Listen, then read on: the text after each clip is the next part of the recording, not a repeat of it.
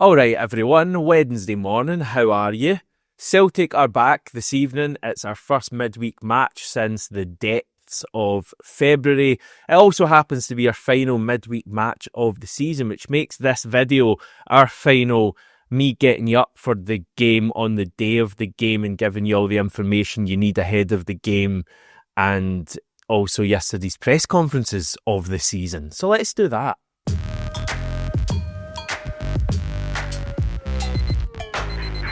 I promise you a little bit of humour today, and also me probably trying to make out that tonight's game matters something, which it doesn't at all. But that doesn't mean that we can't learn and see certain things. We will obviously speak about tonight's game for about, 45 seconds at the end of this video.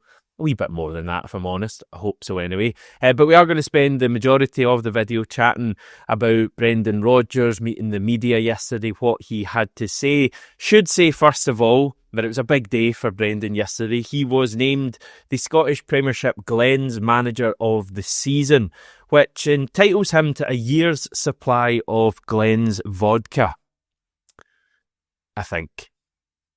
In terms of his actual press conference, the recent theme of Celtic success potentially being taken for granted was apparent once again. And there's no doubt that Brendan Rodgers feels that that is certainly the case, and certainly in respect of trebles. He was asked whether people take Celtic winning trebles for granted these days, with the context being that prior to him coming to the club in 2016, we'd only won 3 in our entire history.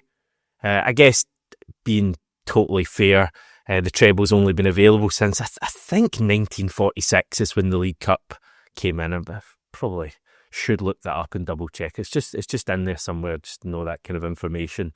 But yeah, we've had about 80 years of trebles being possible, and up until 10 years ago, so the first 70 years of it being possible, we'd won 3, and we're now a game away from winning 9 as a club and 6 in 9 seasons. So with all of that stuff that you no doubt know, are trebles taken for granted? I think it's fair to say Brendan Rodgers thinks they are. He actually flat out said that he thinks it's taken for granted. He mentioned all of the brilliant players and managers that we've had since 1888, and we'd only done it 3 times prior to him coming back to the club in 2016. He spoke a bit about arriving at Celtic back in the summer of 2016 and setting a new professional mindset and a change to the standard every day. Spoke about upgrading everything in 2016, both on and off the pitch at the club. And there's no doubt now that when you look back at Brendan Rodgers arriving at the club in 2016, there's no doubt that that was one of the most momentous moments in Celtic's entire history. I don't think that's overstating it at all. When you look prior to that, in the years prior to him coming to the club, we were kind of muddling along a little bit, and we were still winning the league, but it's kind of hard not to in some of those years, and picking up the odd cup, but certainly not really winning trebles at all, in some years not even winning the double. And then Brendan Rodgers comes in 2016, and I don't know about you, obviously, I'm not talking like Martin O'Neill days and all of those glory days, but certainly maybe from 2010 Celtic to 2016, and then 2016 to the current day. I view that as, 2 very different time frames, and the big kind of divider is that Brendan Rodgers came in, and it just felt like the whole club got a big boost from that in terms of the standards and the playing group, and kind of how engaged the fan base was as well. We went from having the empty seats at the stadium to the stadium being packed again, and it's been packed ever since, apart from one season when fans weren't allowed into the stadium, and it just so happens that was a season where everything went wrong. But other than that, it's just been an amazing period, and I think Brendan Rodgers has been responsible for so much of that, and we're still going through this. And yeah, obviously we take nothing for granted. Next week against Aberdeen, it's going to be a tough final, and Brendan Rodgers was very keen to point that out, that the players have to keep building on what they've done. What was the phrase? Building on our past, I think, is the phrase he said to the players, I think after we won the league at Tannadice. So the players are going to be moving forward. But I guess, with the whole, do we take trebles for granted? I guess we probably do to an extent. And I don't think any Celtic fans do it out of badness. I think it's just when you see something that is special. I mean, winning every domestic trophy you go for is extremely special, as we saw, the previous however many years and how many trebles Celtic won prior to 2016. It was an amazing achievement, and it is an amazing achievement. But I think when you see something special being repeated and repeated and repeated and repeated, it does become slightly less special, I think, and it does feel a bit more normalised. It shouldn't at all, because as I say, it's still a massive achievement.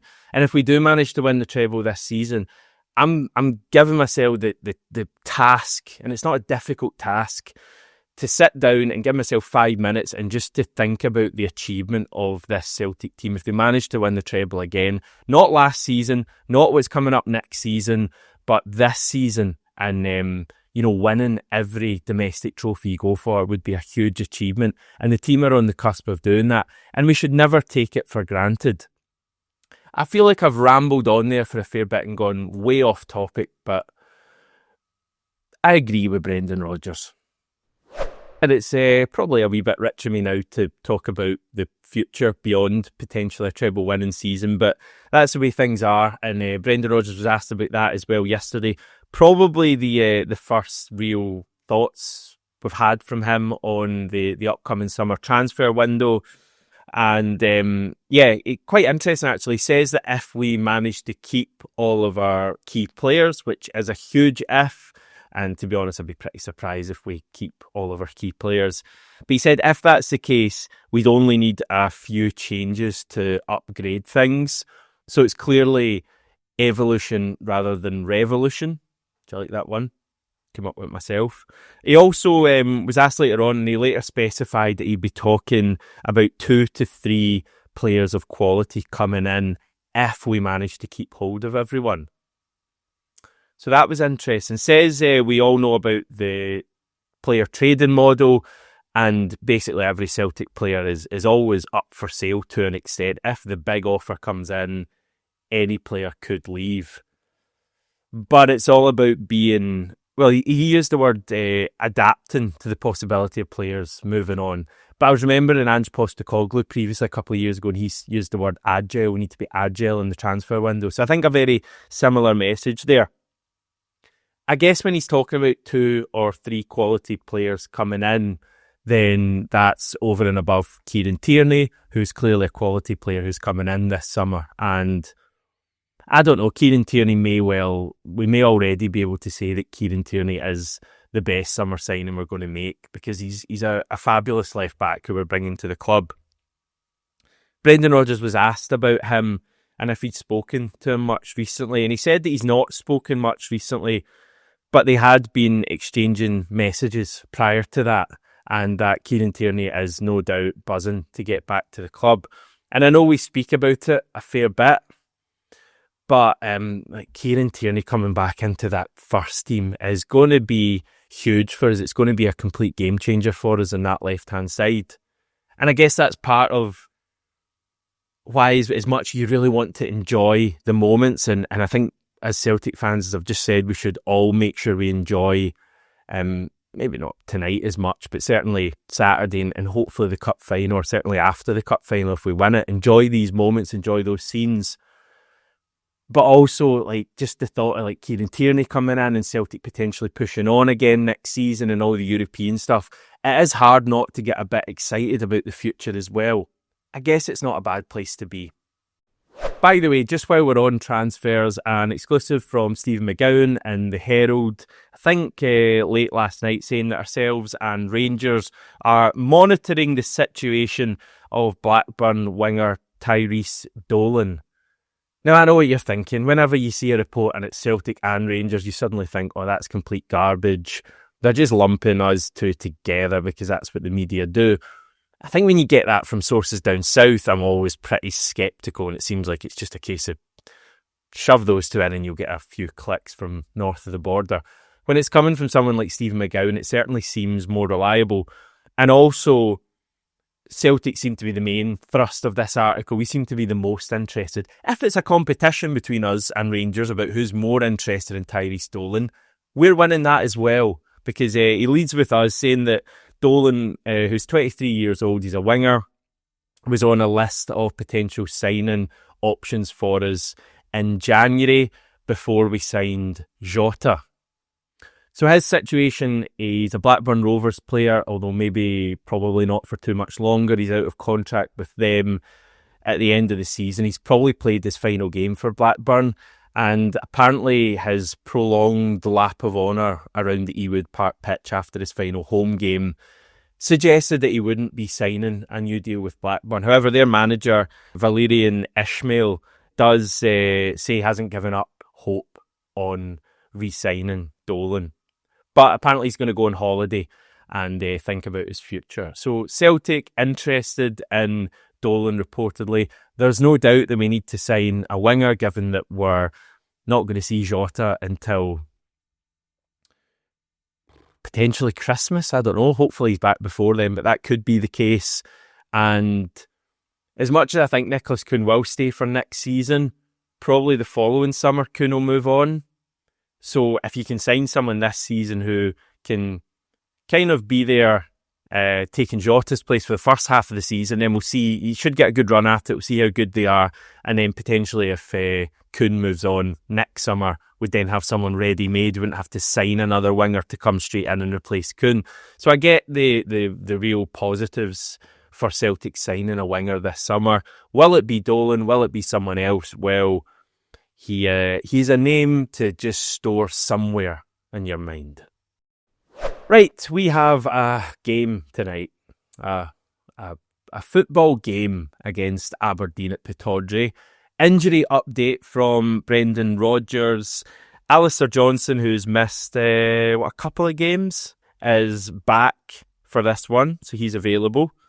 In terms of players missing, Cameron Carter-Vickers, as expected, is still out of this, hopefully back for the weekend. We have Dyson Maida, who apparently came into training yesterday morning, it would be, with a niggle. He trained, but it's a bit of a precautionary decision for Celtic not to have him travel up to Pittodrie and play. Does mean that Dyson's not going to hit 40 goals. What is he on 33? So he'd need a hat-trick and a quadruple over the next couple of games then. And I don't see that happening, as amazing as he is, but yeah, I guess you can't have everything. Obviously the priority here is Dyson being fit for the cup final, basically. And if he's not ready for the weekend, he won't be rushed into that either. I think given that we're expecting changes tonight, Dyson wouldn't have started anyway. So yeah, that's the injury report. Brendan Rodgers reiterated that there will be changes for tonight's game. We already know that Vil Sinizalo will start the match. That gives us an indication of the changes that we're expecting. So, without further ado, here goes potentially my hardest predicted 11 of the season. So I'm going Vil Sinizalo in goal. I'm going Alistair Johnson in at right back, just because Brendan Rodgers has mentioned Johnson being back a fair bit. Now, he might be having me on, but I'm going to trust him here that Johnson comes in. Potentially, Ralston plays Trophy Day and then Johnson back for the cup final. Centre-backs, yeah, trusty Scales. I don't know, maybe Naropski comes in, I'm not sure. Schlupp, I think, will play at left-back. Probably his final start for the club this season anyway. Midfield, no reason for me to play Callum McGregor. Bernardo McCowan, I'm pretty sure he'll come in, and I'll go Engels behind them. And a front three of Yang on the right, Forrest on the left. Please kick your goal, James. We're starting to get a bit worried. And Johnny Kenny up front. Now, we may see a young player, Sean McCardle, Jude Bonner, start the game. I wouldn't be totally surprised. Let you in on a wee secret here. I couldn't really be arsed making up the wee cut-out graphic for a couple of new players today. So I just thought we'd go with this team. Sorry. On the same note, by the way, I didn't do the wee, that wee joke team I do for these meaningless games where I put like Paul the Tim in it right back and Stevie up top and all of that stuff. Haven't done that either. But come to think of it though, I can maybe fetch last year's one. Right, here we go. This is last year's, everyone. Great laughs. Timeless laughs. For those of you listening, goalkeeper, Barkas. Right back, we've got Stevie. Centre-back pairing of Nick DeMarco, the lawyer you may remember helped Brendan. I can't remember exactly what he helped Brendan with, actually. Was it his comments after the Hearts game? Was it something earlier in the season? Last season's a bit of a blur. Anyway, Nick DeMarco's in alongside Paul the Tim. Never laugh at your own jokes, Hamish. Sorry everyone. For some reason, Greg Taylor's at left back. I don't know why Greg Taylor's still playing at left back. Midfield, there's the classic. James McCarthy's in, everyone, with Jerry McCulloch and Ryan 118 in front. Oh, don't laugh at your own jokes, Hamish. Right wing, large fish woman who made headlines on Celtic social media a number of years ago.